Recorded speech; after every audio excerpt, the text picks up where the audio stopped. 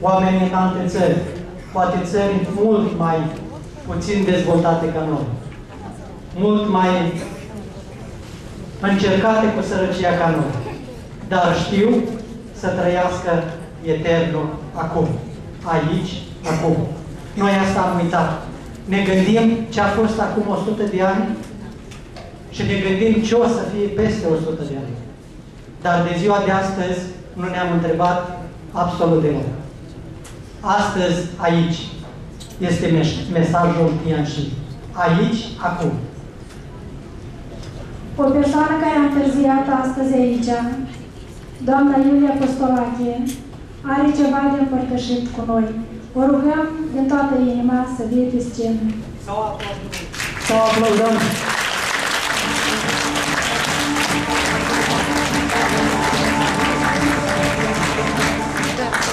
Bună ziua și bine v-am găsit în familia Tianchi.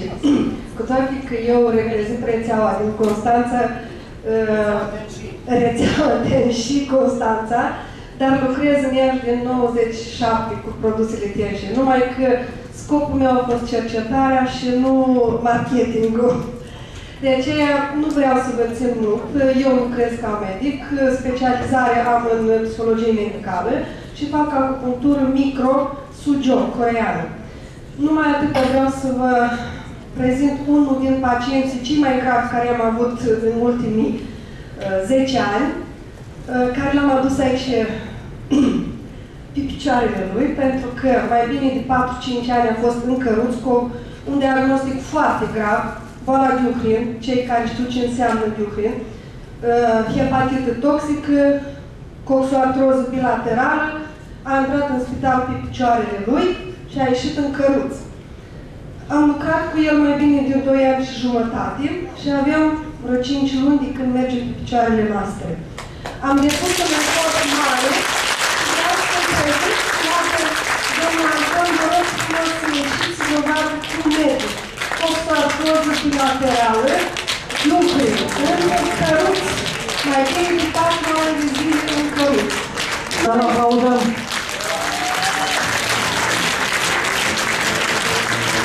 Asta este cultura produselor Tianchi și acupunctură.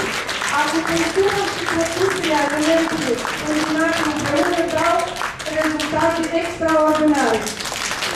Deci, felicitațiile care m-a bucurat pe mine și la că este pe picioare.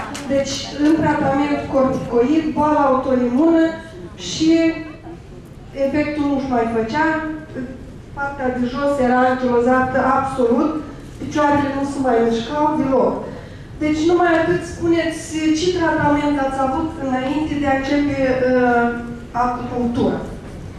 Sau mai bine să descrieți pe scurt diagnosticul dumneavoastră, cum ați avut de pătimit și cum ați ajuns la rezultatul respectiv, dar pe scurt. Eu m-am internat cum am spital cu dermatita During-Brock și pimfibus bolos a fost prima dată, la un an recidivat și diagnosticul a fost dat de During-Brock. Deci mi s-a anchilozat prima dată piciorul drept și umărul stâng. Deci, domnul doctor spunea că poate și datorită tratamentului, că am mers cu prednison și muran, adică făcea bine la una, dar ataca oasele. Și deci am mers în spital, deci pe picioarele și am ieșit în căruț. În cărucior. Deci de când am văzut la televizor... Câți ani ați stat în căruț? 2 ani. 2 ani ați stat în căruț. Câți ani aveți cât mergeți, de când mergeți, de câte luni? Deci din primăvară, deci... Deci 2-3 luni de când mergeți.